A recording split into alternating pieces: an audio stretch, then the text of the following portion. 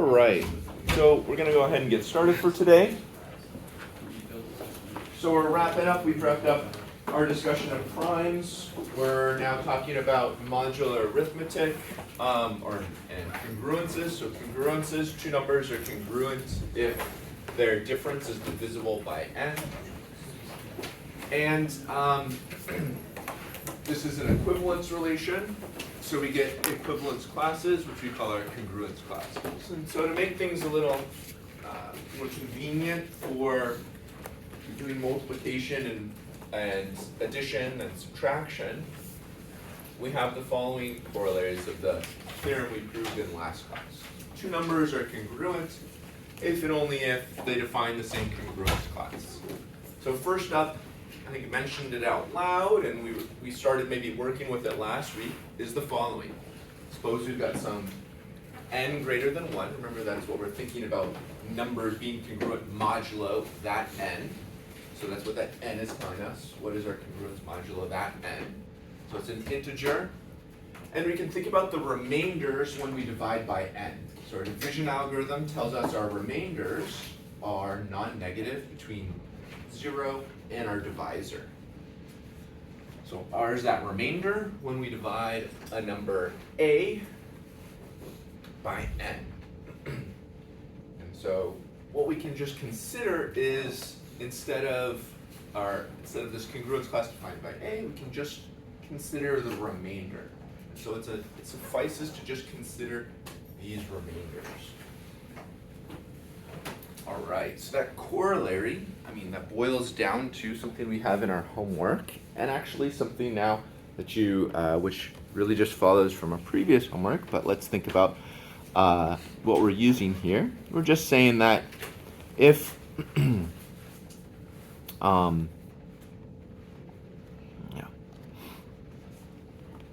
if a and r leave the same remainder,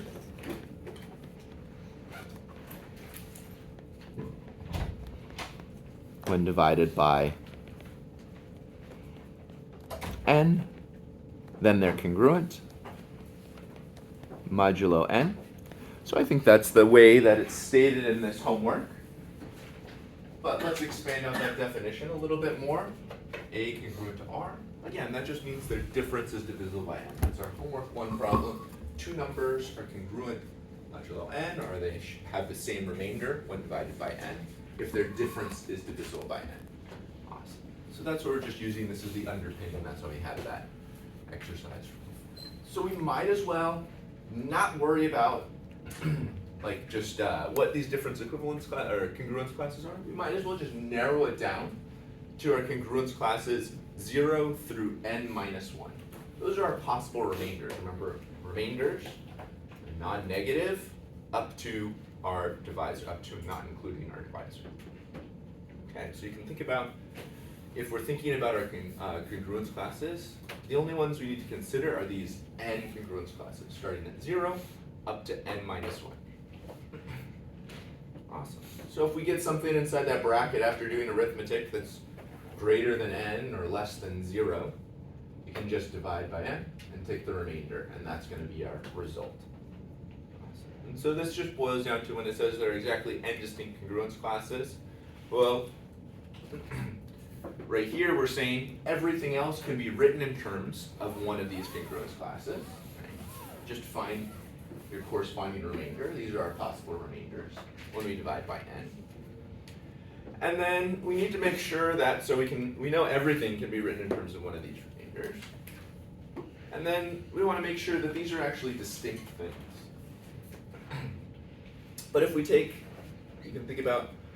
any of these congruence classes and we subtract their values, we're going to get something that's non-zero and something that's less than n. So that's going to be something that is not equal to 0, something that's less than n. When we reduce it mod n and take the remainder, it's just that quantity itself. And so we're never going to have these overlap. Awesome. So that's what we're going to use. Let's go to, I think it was the final exercise. If you had some time, it dealt with arithmetic, addition, and multiplication. So let's actually sit down, take some time to do it. So hopefully you've given this a read in the book or seen it on practice problems. Addition and multiplication, they're well-defined notions. Addition, we can just define as, if we add two congruence classes, we just add their representatives. If we multiply their representatives. Exponentiation is just repeated multiplication. And so we can think about a to the k as just saying, raise your representative to the k. And if, as we go along, we need to simplify, just divide by n, and we get the remainder. Right here, one more take at this theorem. Each time you read it once, see it in some practice problems, we come, see it again, help solidifying it. This is saying if we take two quantities that are congruent mod n, a and b, and two other quantities, c and d, congruent mod n, we can add a and c, and we get the same thing modulo n as adding b and d. So let's put that in terms of our congruence classes. That's what we're performing this arithmetic on. Reframing this, knowing that two things are congruent if they define the same congruence classes. This is just really saying that a plus c is equal to b plus d if a and c, a and b are congruent, and c and d are congruent. So just saying, as long as, it doesn't really matter what we stick in, as long as we're sticking in congruent things, we're going to get the same sum. Awesome. So we might as well, as we do our arithmetic, we might as well just work with those nice representatives. Those are our possible remainders. So you get some expression, divide by n, and you're going to get some number. The remainder you're going to get is a number 0 through n minus 1. And so at each step, you can kind of think about just simplify down to a quantity that's in between 0 and n minus 1, and continue on your way with your arithmetic. And as you need to, just simplify down to that remainder. The second part is just saying same works for multiplication.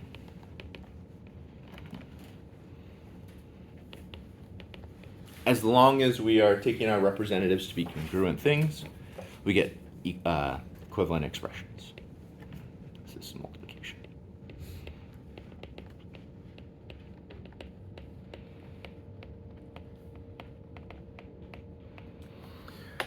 All right.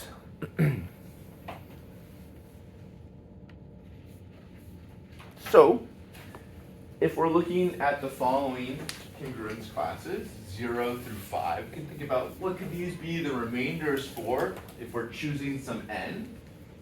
And this would be, we're going to be working in z modulo 6. We can think about z modulo 6 consists of 6 elements. There's 6 elements or 6 congruence classes. We can choose nice representatives, which are just our remainders when we divide by 6. We can get a remainder 0, 1, 2, 3, 4, 5. All right, so when we add, and we add 0, we're adding our representatives. 0 plus 0 is 0, 0 plus 1 is 1, 0 plus 2 is 2, 0 plus 3 is 3, 0 plus 4 is 4, 0 plus 5 is 5.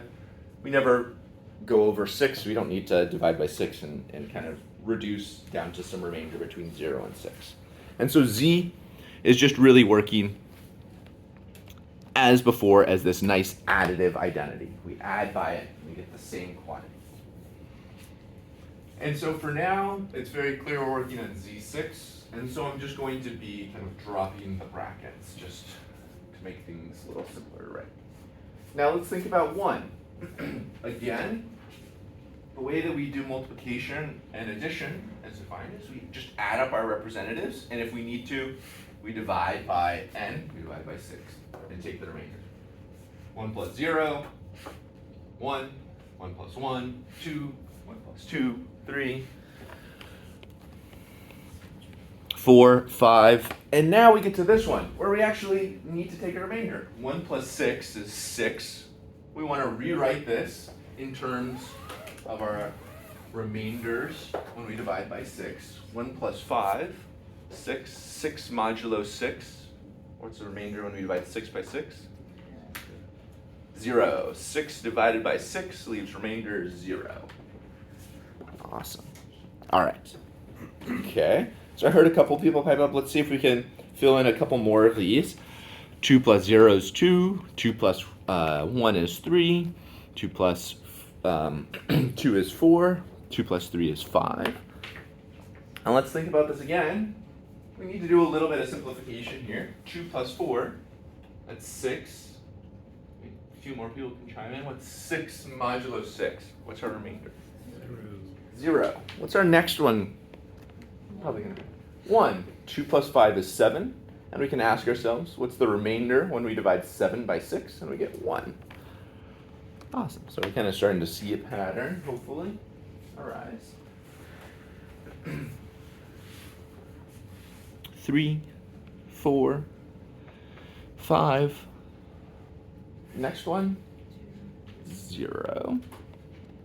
3 plus 3 is 6. We can think about that's just congruent to 0, or its remainder when we divide 6 by 6, we get remainder 0.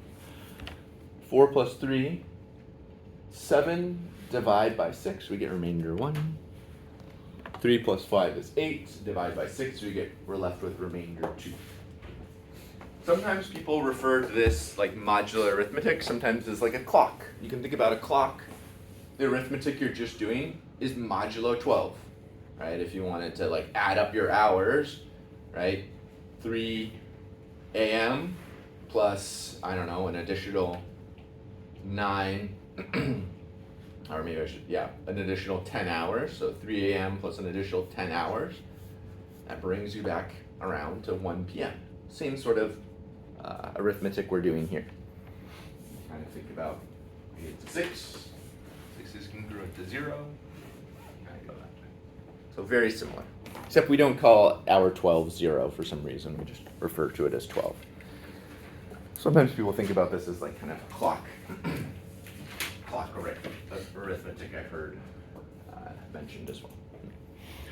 4, 5, 0. 1, 2, 3, and 5, 0, 1, 2, 3, 4. Any questions before we move on? Any of these quantities? Yeah. Just repeat it.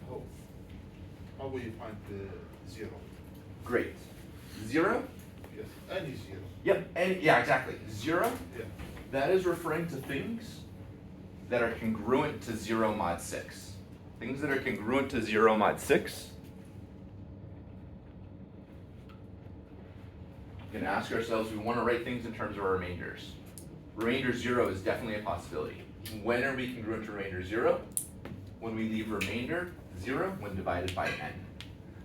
So if the result of our arithmetic is 6, we definitely are equal to 0. If our result of our arithmetic is 12 in the usual integers, in z mod 6, we get 0. If the result of our arithmetic is like negative 6 in usual integers, and we're thinking now in z mod 6, we're equal to 0. So anytime when the result of our integers arithmetic in regular integers is congruent to 0 mod 6, or leaves remainder 0 when we divide by 6, we get 0. It's a great question. And then same thing for 1, 2, etc. And so addition's kind of nice because you can kind of just think about it again as like that clockwork. We add, once we surpass 6, we kind of just start wrapping around. Or once we surpass 5, we just wrap around to 0. So you can kind of think about it very cyclical for addition. Yeah, thank you for that question. Or I should maybe pause. Any other ones? That's a good question.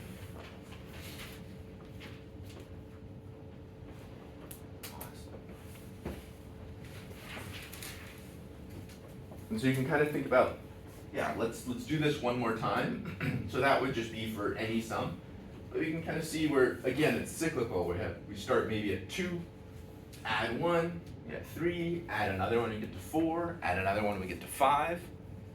And now we want to write things in terms of our remainders 0 through 5, right? Those are our nice remainders. 0 through 5, we get when dividing by 6. When we add another one, we wrap back around to where we start at 0. Add 1, 1, add 1, 2, add 1, 3, add 1, 4, add 1, 5, wrap back around to 6. Awesome. Just like a clock. Just stick a 0. 0 up top of a clock would make it just perfect if you look at that one back there. All right, multiplication, gonna be quite similar. If we multiply by 0, quite good at doing that. We just get 0. So maybe let's fill out this column and row. Or row and column in the order. 0 times 0 is 0. 0 functions just like 0 that we're used to in Z mod 6. So again, we're just continuing this example in Z mod 6. When we multiply by 1, 1 is still a nice multiplicative identity. We can think about if we're just multiplying our representatives. Multiply by 1, it's still the same thing. 1 times 1 is 1, 1 times 2 is 2, times 3 is 3, 1 times 4 is 4, 1 times 5 is 5. We don't need to do any simplification. These are nice numbers, 0 through 5. Same thing down on the column. All right. So now let's take this row where we're multiplying by 2. 2 times 2 is 4. That's good. That's a nice remainder, mod 6. 2 times 3 is 6. Can we rewrite that as the number 0 through 5? 0. All right. So, one more time. 2 times 3, 6. All right, that's not one of our kind of nice representatives that we want to always try and rewrite it as. And so we ask ourselves, we got some quantity 6. How do we rewrite that? Or what is its remainder going to be when we divide by 6? 6 divided by 6 leaves remainder 0. All right, 2 times 4, 8 in regular integers. What are we getting modulo 6? What's our remainder? 2. Awesome. All right, building up a little confidence. 2 times 5 is 10. What do we get as our remainder when we divide by 6? 4. Awesome. Okay, this is kind of fun. We're getting some different results than we saw before. So in our addition table, we kind of saw numbers 0, 1, 2, 3, 4, 5. So maybe one observation is, okay, we're still getting some, it's kind of repeating 0, 2, 4, 0, 2, 4. Maybe that's of interest to us. But we don't necessarily have to get all the numbers. So we'll write down a theorem that might be able to tell us why this row looks like this. Keep that in mind. All right, 0 times 3. You can kind of think about when we just take multiples of 3, right? As we go down a row, we're taking multiples of 2. So 0, 2, 4, it's 6 cycles around. 0, 0, 2, 4. Maybe we expect the same thing here. First multiple of 3, we get 3. 3 times 2 wraps back around to 0. Take another multiple of 3 or multiply again by 3. We get 3. 0, 3. Or if you like, you can kind of think about what I'm kind of working out here is, again, multiplication is just repeated addition.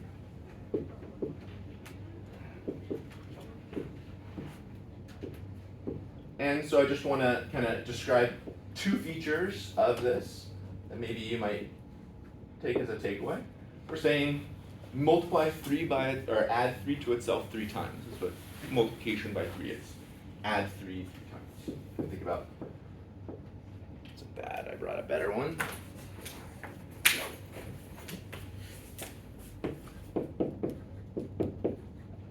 Awesome. So we can totally do that. And if we want, at each step, we can reduce modulo 6. 3 plus 3 is 6. Awesome. We're allowed to do that, right? We can kind of simplify as we go modulo 6. Or another way to see that this entry is a 3. 3 times 3, regular integers. So we just carry out our multiplication as usual in Z, and then divide by 6 and take our remainder. 3 times 3 is 9. For those of you on that side of the classroom, we simplify mod 6. That's congruent to 3. Okay. So you can kind of think about, right, what these rows are is just same as like a usual multiplication table. Add 2, add 2, add 2. Add 3, add 3, add 3, add 3. Add 4, add 4, add 4. Add 4. 4 plus 4 is 8. Whoops. 8 is congruent to 2 mod 6. Add 4 again. We get 6, congruent to 0. Add 4 again. 4. Add 4 again. 2. All right. All right. So, I'll take a second. Let's just take a minute or so. See a check, come up with any questions if you have them. You fill out this last row. However you would like to work this out, fill out this last row. If you want to multiply 5 times 2, simplify mod 6, great. Or maybe you go add 5, add 5, add 5. Take a minute, come up. If you have any questions at all with this, we're gonna fill out this last row before we move on. So talk to a neighbor. It should be some noise, not just silent. And you can raise a hand too. I'm happy to help out. Yeah, in their beds. Yeah. Is it reverse? I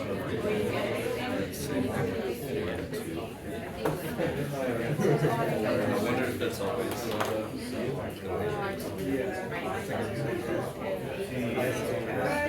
Yeah, if there's like some kind of. That's kind of interesting. I showed them over again.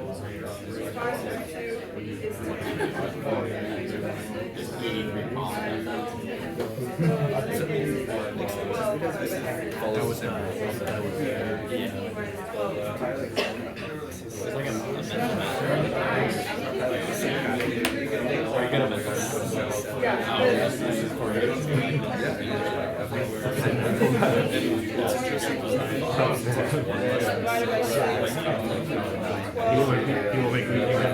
No, it's fine. It's funny, because I'm saying that, yeah, one would expect you to be good at Oh, the last question. Yeah, so somebody's calculating what's the answer. I guess that's how. Is it equal or? Mental math, you got 10 seconds, go, go, go. No, that leak is not. Are you good in your head? It's in the problem set. There's something to do with like how many spaces you are away from it. I guess I'll do it by hand. How many the patterns that. Okay, when we get zeros or not? Yeah. It's like the 1 and the 5 are they're kind of like inverse of each other. And the 2 and the 3 are congruences. Yeah. I might also. Yeah. Okay. Yeah. We're definitely kind of see those. Yeah. I like that you're doing this. Those kind of are like. Yeah. These are, and that's a really good thing. And actually, they are not inverse. It's like, how long would it take to check Think about it. So we'll talk about that. Okay. Another thing to think about is just we're doing repeated addition. So when do we do repeated addition? We get lots of zeros. When's that going to happen? You can ask yourself that. Just When are multiples of a number? Multiply by hand. When you think about that I n, don't see any other way. that's the question we're going to answer today. You didn't know, but I don't think it is. Yeah. Good little observations. Keep those further back.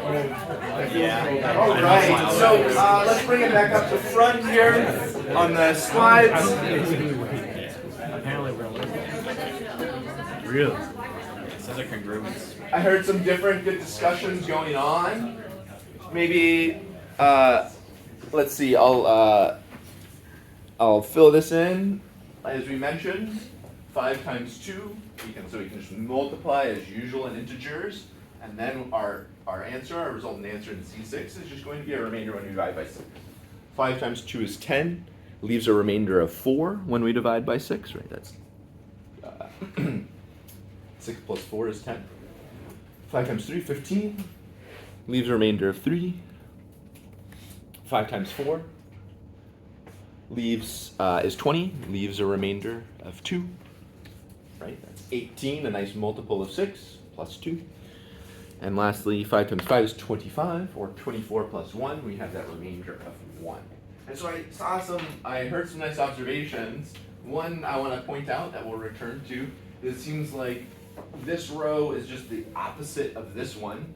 So maybe there's something like inverses. Right? We have a notion of inverses, regular addition, like negatives of each other. Right? Those are additive inverses. What does that mean? Might say like a number plus its negative adds up to 0. Well, 1 and 6, they definitely add up to 0 here. You might even notice kind of pairing up 2 and 4. 2 plus 4 is also equal to 0. And we aren't. We're going to consider these as negatives of each other. Kind of see they're just reversed. So there's some notion, maybe something at play. If we thought about this as repeated addition, we certainly can. 5 times 0, that's saying 0 multiples of 5. You get 0. 1 multiple of 5. 2 multiples of 5, we can just tack on a plus 5. 5 plus 5 wraps around mod 6 to give us 4. Add another 5. 3. Another 5. 2. 1. Kind of seems like we're subtracting 1 each time. Maybe there is some sense to this as 5 and 1 are negatives of each other, or 5 is congruent to negative 1. So that is a nice perspective. Maybe I'll just say. So a note I kind of heard being thrown out is, yeah, that seems like these are negatives of each other. And yeah, there's some sense to be made of this. Are these things going to define the same congruence classes? Or is 5 minus negative 1 divisible by 6? Sounds good. 4 minus negative 2, is that divisible by 6 or congruent to 0 mod 6? Sounds good. Cool. Okay, so we're just going to store that in the back of our heads, kind of return to that. Okay.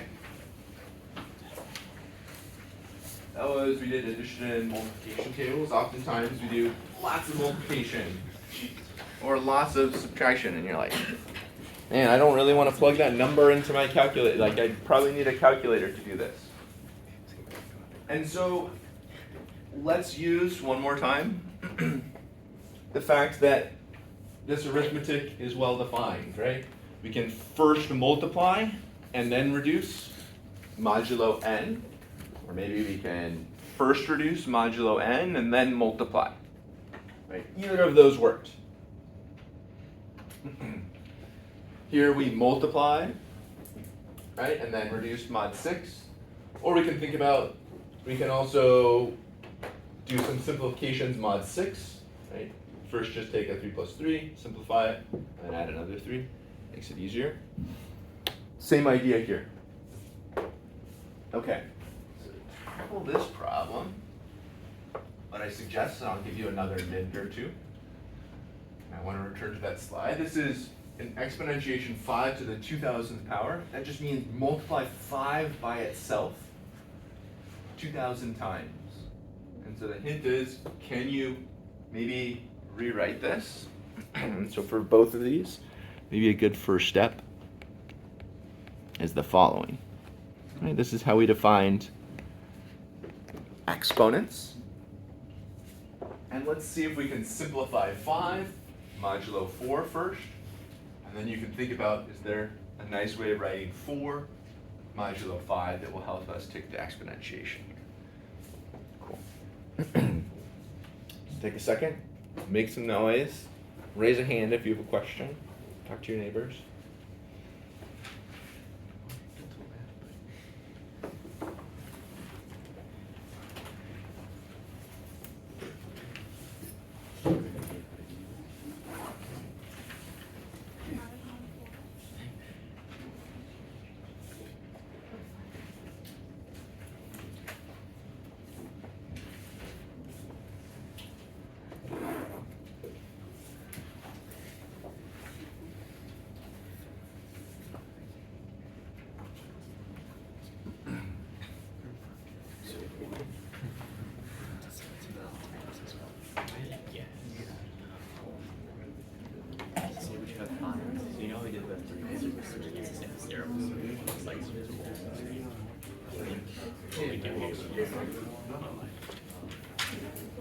I don't think we're going to do 5 plus 5. No.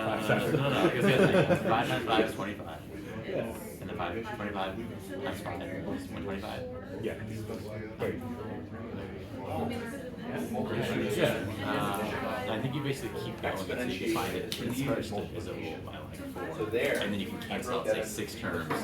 And you can, like, so instead of going 62,000 times, you like cancel out. Can you take 5 and take the remainder of that in mod 4? Yeah, that's what I was trying to do. I was just trying to find like how to get to it, like where that There, when you broke it up, Yeah. we didn't try and like multiply all at once.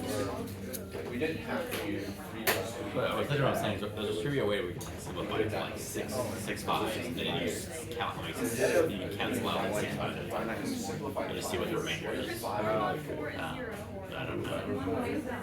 You know what I'm saying? But I just don't. Because then you can just really hard to take 6 fives and just Yeah, you do like yeah, I'm trying to find it divisible like 4. So that's 0. And 5 times Okay, but 5. what number? That's what I'm saying. Five? You can No, do it. how many comes with the numbers that The are problem is it has to be. It has to be an even number first off, because otherwise you're going to be so it has to The next yes, it really does. So I'm trying to think of when it goes there. And it's not coming my mind. You see what I'm saying? Like, do you know how my approach is? What I'm trying to do? No, yeah, I just I don't know. know if it's. I don't know if it's the most. But like, how effective. will we get the I don't know. numbers It's not working. to end with 0? Like, how many times do you need to multiply to get? But this one, I don't know. Is 1 easier to multiply by itself? It doesn't seem like it's helping. So there's got to be a simple, even simpler way, right? That's 4. There you go. What about another 5? I don't. And you can check. Plug it into your calculator. 25 again, isn't it? So I'm doing something wrong. So it must be a even simpler way to do that. Otherwise, Any hints? For which one? The first one. Okay. Just like we did, we broke up multiplication into like repeated addition. We broke up exponentiation into repeated multiplication. Yes. Because that's how many cycles you're gonna go. Before we even do the raise the power, what's 5 modulo 4? What's the remainder we get when we divide by 4? 1. Okay? Is it easier to do 1 times 1 times 1 times 1 2,000 times? Or do we know what that is? Yeah, that's actually a lot easier than that. I think Cool. It's just 1. Oh. because if you go, See if you can find a convenient number that's easier to raise to some power. you're back at 4 That little in the thought bubble from last time might So be helpful. then each time And you write it maybe as a negative number instead. 3, 2, 1, 0, Oh, it's you and then 4 again. Yeah. So then if you do one more, it should be 5. Yeah, that makes sense. So it'd be -1. And it's Yep. very synchronous. Cool. That makes more sense. This like We were trying to do it to like the whole thing. We just Yeah. Sometimes that's tough. So maybe break throw it. yourself Yeah. into it. yeah, you know what? It would have worked eventually. All right. Yeah, but- So let's bring Probably. our focus up to the front again. And maybe first question you might have, and a good question I heard was, how did this relate to our problem before? We were thinking about 3 times 3. Well, if we're multiplying something that's just repeated addition. Same thing here. We're saying 5 to the 2,000. Same way, multiplication is repeated addition. Exponentiation, that's just repeated multiplication. So what this expression is saying is we could take, in our integers, we could raise 5 to 2,000. Something, I see maybe some like calculators going around. We'll probably want a calculator for. Or what we can do is we can take 5 modulo 4 first reduce that, and then raise that quantity to the 2,000th. And so we can ask ourselves, instead of going at this all at once and then simplifying mod 4, maybe we can break it down into smaller pieces. This is just really 5 times itself, 2,000 times. That's what this expression is saying. 5 modulo 4, that's our remainder when we divide by 4, gives us 1. And now when we write this expression, we're taking congruence class 1 to the 2,000th power, or multiplying it times itself 2,000 times.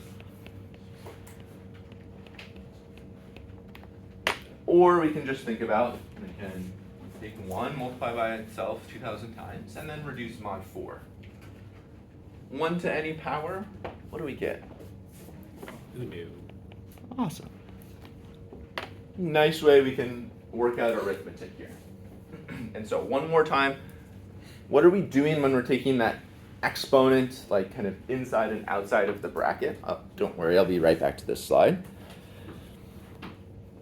We're just defining, right? Exponentiation is the same. If we take this congruence class to the kth power, we mean multiply by itself k times.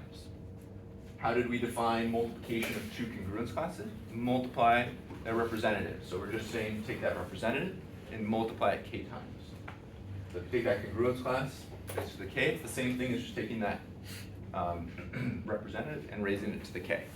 That's what that's saying. So this is saying multiply this congruence class times itself k times. This is saying take your representative, multiply by itself k times, and then reduce mod n.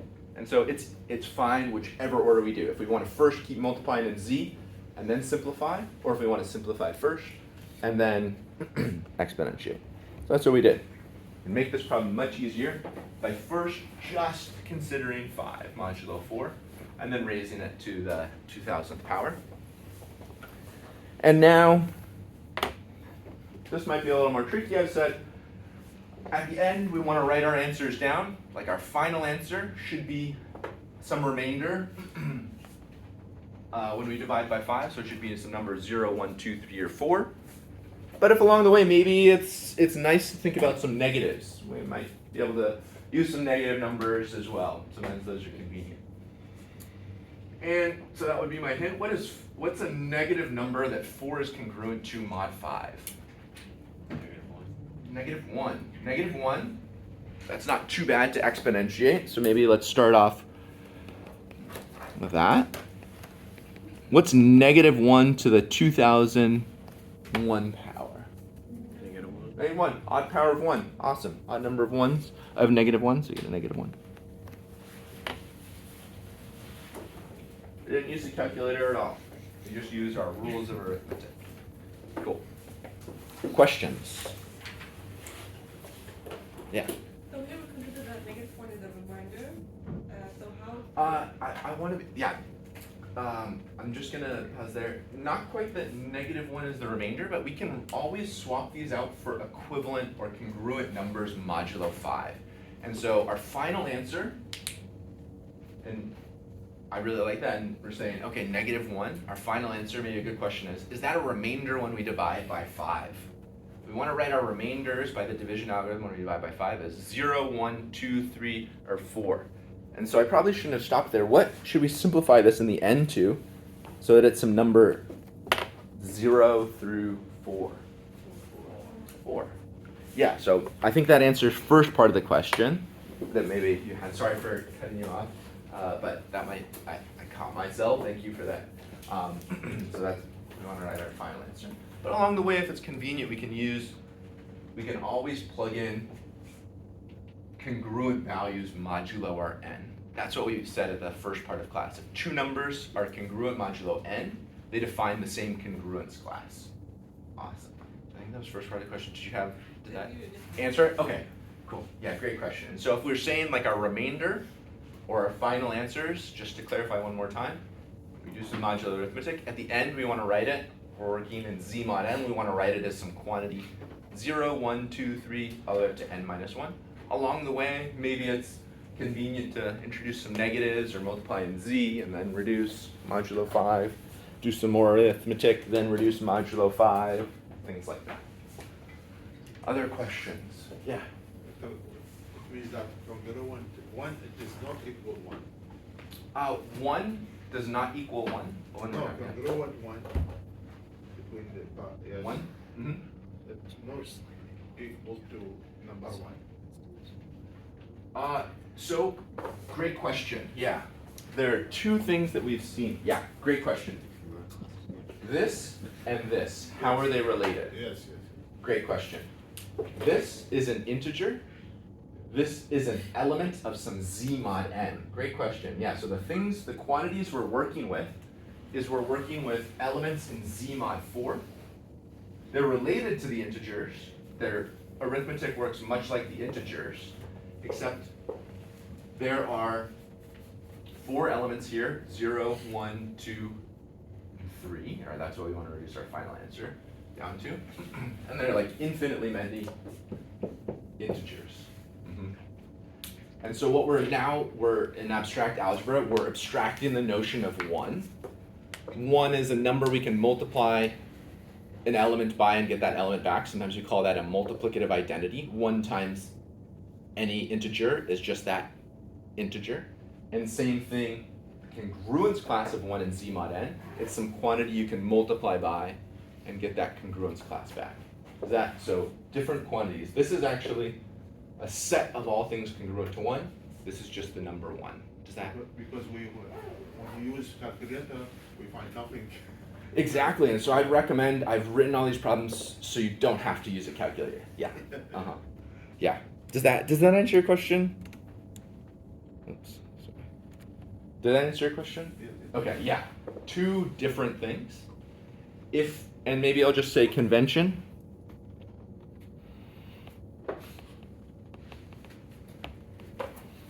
Writing like brackets every time. I kind of started to drop them, but it's okay. Maybe I'll just say if it is clear, what Z mod n we are working in.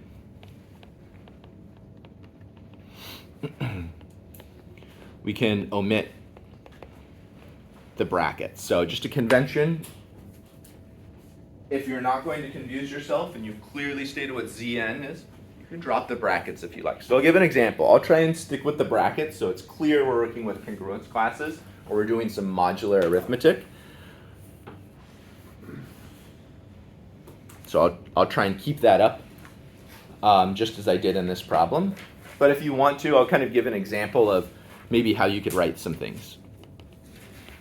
And so oftentimes, I think the textbook, for clarity's sake, usually tries to keep the brackets. But oftentimes, if you head out into some other math class, or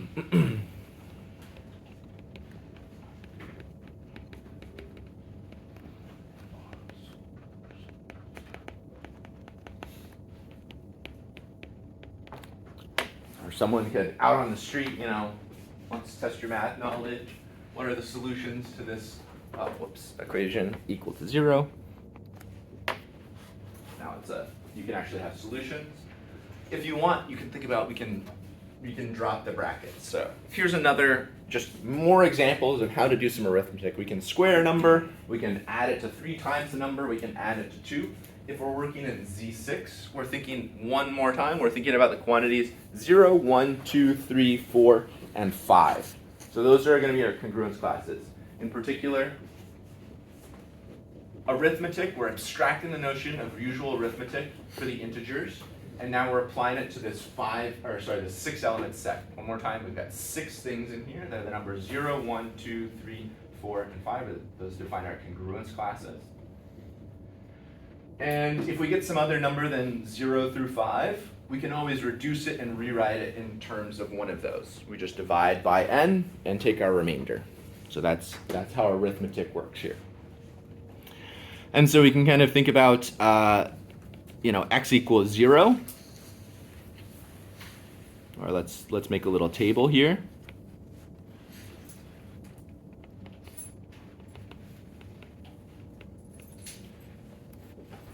So we can square 0, add it to 3 times 0, and add 2. So you can kind of think about 0 squared.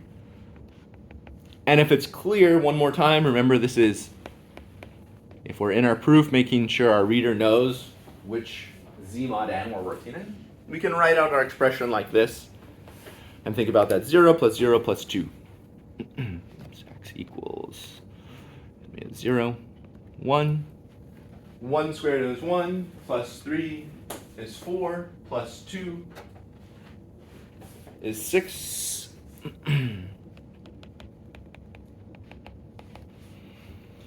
6, or we want to reduce that down to something in Z6. It should be some number 0, 1, 2, 3, 4, or 5. 6 is congruent to 0. All right, 2 squared. All right. And as I said before, if you can make simplifications along the way, great. 3 times 2 is 6. If you want to simplify kind of an intermediate step, you can think about this as like a 4 plus 0 plus 2. Awesome. That makes sense in our new arithmetic again. 3 times 2, we can just plug in a congruent number, modulo 6. So this still works. 4 plus 2 is 6 equals 0. And so this might be something, as long as it's clear, feel free, you can drop the brackets. I'll try and keep the brackets. You'll notice that the book will keep the brackets just for the sake of clarity.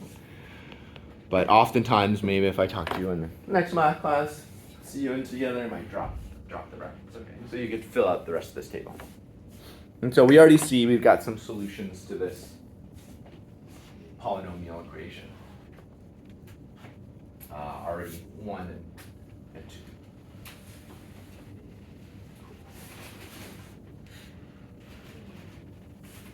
So, really good question Andres brought up again. Like, what's the difference between 1 and 1?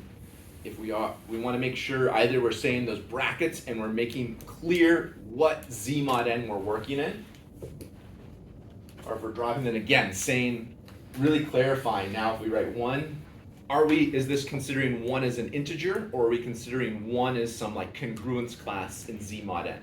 So math can be sometimes ambiguous, and so we need to use like our language, and that's when we define some new variable, we're saying where that variable lives. I'm treating x here as an element.